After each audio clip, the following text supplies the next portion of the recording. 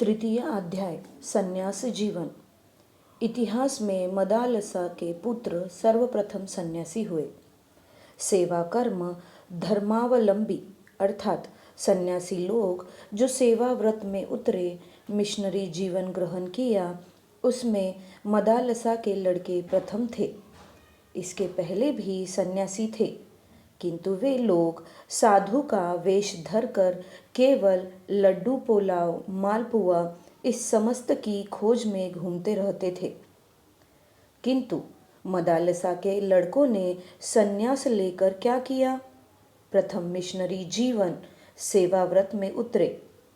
चारों तरफ धन्य धन्य हो गया। सब कहने लगे, मदालसा के लड़कों की तरह योगी नहीं देखे हैं। मदालसा के पास शिक्षा पाई है। प्रथम लड़का सन्यासी बना, द्वितीय लड़का भी वही हुआ और तीसरा लड़का भी उसी तरह सन्यासी हुआ। इसके बाद चतुर्थ लड़का को जब मदालसा सुला रही थी, उस समय 2-3 मास के लड़का को लोरी गाकर सुलाती थी। शुद्धोसी बुद्धोसी निरंजनोसी संसार माया परिवर्जितोसी संसार स्वप्नम त्यज्य मोह निद्राम मदालसोल्लापम उवाच पुत्रम। हे पुत्र, असल में एक छोटे मनुष्य के आधार में रहते हो, ठीक ही है, किंतु तुम हो उस परम चैतन्य की अभिव्यक्ति। तुम शुद्ध हो, तुम नित्य बुद्ध हो, अर्थात जब तक तुम शूद्र शिशु बोलकर चिंतन करते हो तब तक ही तुम आज्ञ हो, और जब तुम चिंतन करते हो कि मैं विराट परम पुरुष का अंश हूँ, मैं वह विराट पुरुष हूँ, तब तुम सर्वज्ञ हो।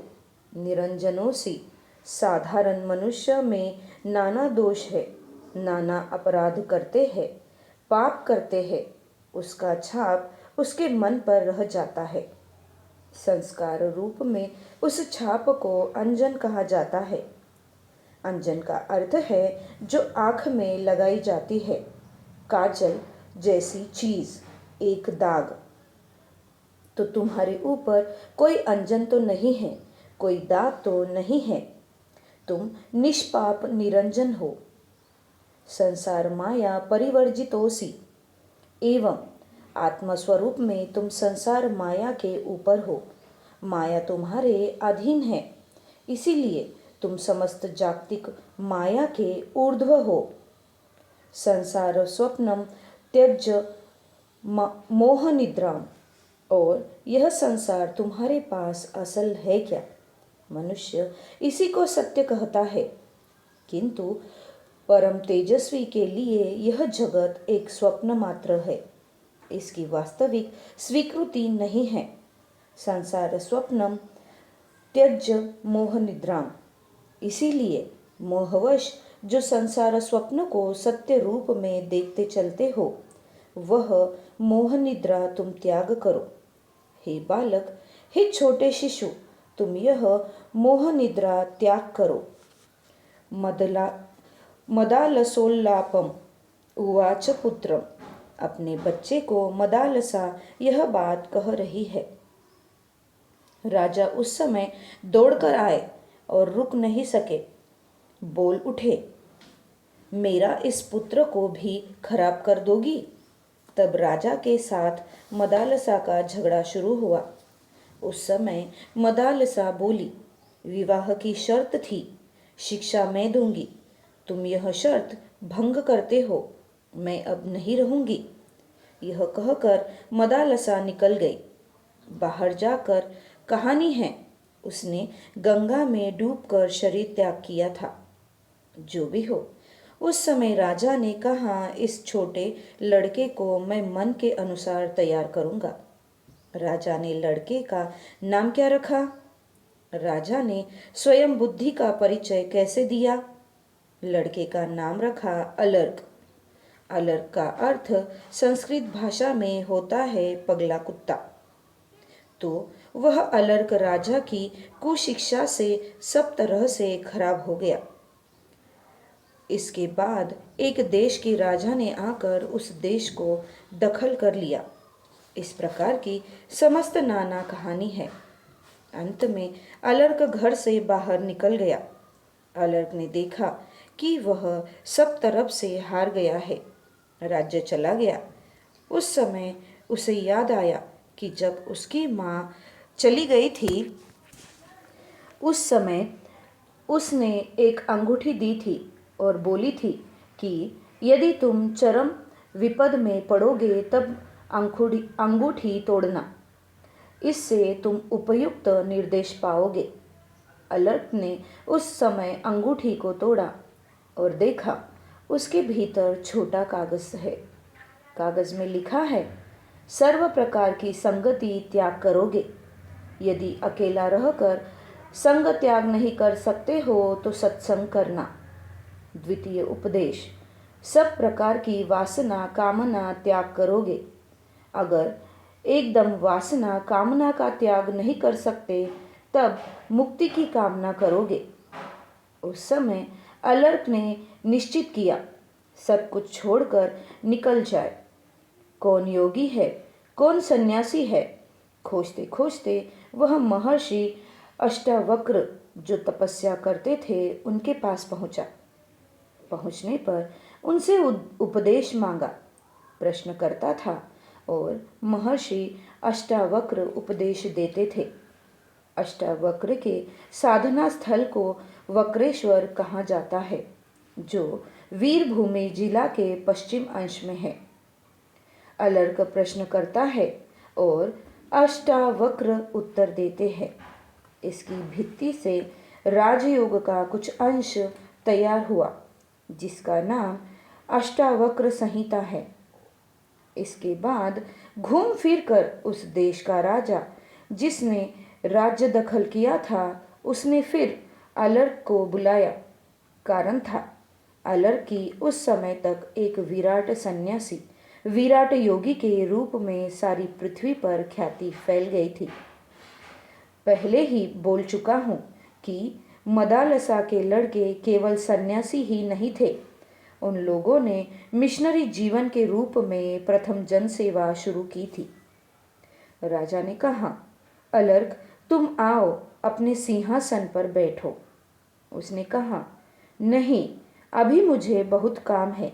सारी पृथ्वी पर मुझे धर्म का प्रचार करना है, समाज सेवा करनी है। राज्य चलाने के लिए अब मेरे पास समय कहाँ? अलर्क ने फिर राजत्व वापस नहीं लिया।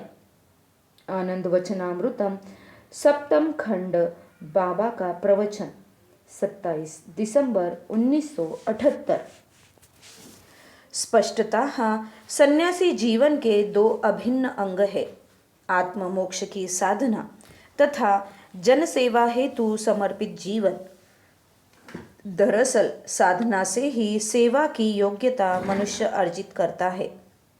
साधना मन को निर्मल निस्वार्थ बनाती है और ऐसा ही साधक वास्तविक अर्थ में सेवा कर सकता है।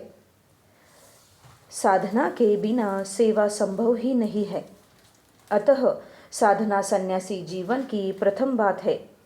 साधना से ही वह अपने मन को सन्यासी जीवन हेतु उपयुक्त आचरण के योग्य बनाने में समर्थ होता है। संसार ताप से तप्त मनुष्य नित्य आनंद एवं पराशक्ति की स्निग्ध छाया में विश्राम करने के लिए सदा से ही लालायित है, परंतु प्रवृत्ति की ताड़ना और बाह्य वासना प्रशांत हुए बिना चित्त अंतर्मुख नहीं होता और इसीलिए शांति की आकांक्षा होने पर भी बाह्य मोह से वह आकांक्षा ठीक ठीक प्रकाशित नहीं हो सकती। जब सांसारिक भोगों में वैराग्य होता है और चित्त निवृत्ति मुखी होकर अंतर जगत के तत्व की खोज में व्यग्र हो उठता है, तब इस जगत के रहस्य को खोलने के लिए पथ प्रदर्शक संत अथवा सन्यासी अन्वेषण के लिए व्याकुलता होती है, जिनका आश्रय लेकर हमें अंधकार से ज्योतिर्मय राज्य में प्रवेश करना है और सिद्धि प्राप्त करना चाहते हैं, वे यदि स्वयं वैसे आधार से संपन्न न हो तो उनके आश्रय से हमारी हानि के सिवा कोई इष्ट सिद्धि नहीं हो सकती। अंधस्य वांध्य लग्नस्य विनिपातः पदे पदे। अंधे को पकड़कर चलने वाले अंधे का पद पद पर पतन ही होता है। सन्यासी किसे कहते हैं? जो सत्य स्वरूप नित्य सिद्ध वस्तु का साक्षात्कार कर चुके हैं अथवा उपरोक्त रूप में उपलब्ध कर चुके हैं और इस उपलब्धि के फलस्वरूप अखंड सत्य स्वरूप में प्रतिष्ठित हो गए हैं, वे ही सन्यासी है। सत्य ही चैतन्य स्वरूप है और चैतन्य ही आनंद स्वरूप है। अतएव यह कहना नहीं होगा कि जो सत्य में प्रतिष्ठित है वे एक तरह से सच्चिदानंद पर ब्रह्म में प्रतिष्ठित है। इसलिए जो ब्रह्मज्ञ है, ब्रह्मदर्शी है और ब्रह्म संस्थ है, वे ही सन्यासी है। आत्मा या ब्रह्म के परम भाव में स्थिति प्राप्त किए बिना यथार्थ में सन्यासी पदवाच्य ही नहीं हुआ जा सकता। सन्यासी जीव कोटि में है या ईश्वर कोटि में, इस बात को लेकर आलोचना करने से कोई लाभ नहीं, क्योंकि मानस अवस्था भेद से वह इन दोनों कोटियों से मुक्त भी हो सकता है। क्योंकि जो निर्गुण परम पद में प्रतिष्ठित है उनको न वस्तुतः जीव ही कह सकते हैं और न ईश्वर ही। केवल सत्य, ज्ञान और आनंद में स्वयं प्रतिष्ठित होना ही सन्यासी का पूर्ण आदर्श नहीं है, क्योंकि दूसरे के अंदर भी सत्य, ज्ञान और आनंद का स्फुरन होना इसी आनंद के अंतर्गत है। अर्थात जो स्वयं सत्य में प्रतिष्ठित होकर भी दूसरों को सत्य में प्रतिष्ठित करना नहीं चाहता, नहीं कर सकता अथवा नहीं करता, वह सन्यासी का पूर्ण आदर्श नहीं है। ज्ञान और आनंद के संबंध में भी ऐसा ही समझना चाहिए। प्रकारांत से यह कहा जा सकता है कि सत्य, ज्ञान और आनंद को प्राप्त करना ही सन्यासी जीवन का चरम उद्देश्य नहीं है, किंतु उसे प्राप्त करके समस्त जगत को उस सत्य, ज्ञान और आनंद में प्रतिष्ठित कर देना, यही सन्यास जीवन का एकमात्र लक्ष्य है। स्थूल, सूक्ष्म और कारण जगत परस्पर संश्लिष्ट होने पर भी कारण जगत से ही स्थूल जगत का नियंत्रण होता है। कहना नहीं होगा कि वास्तविक सन्यासी एक तरह से कारण जगत के निवासी सरीखे प्रतीत होने पर भी वस्तुतः कारण से भी अतीत है। कारण जगत जीव और ईश्वर की मिलन भूमि है। यही से ऐश्वरिक शक्ति की धारा जीव के प्रयोजन की सिद्धि के लिए अवस्था के अनुसार प्रवाहित होती है।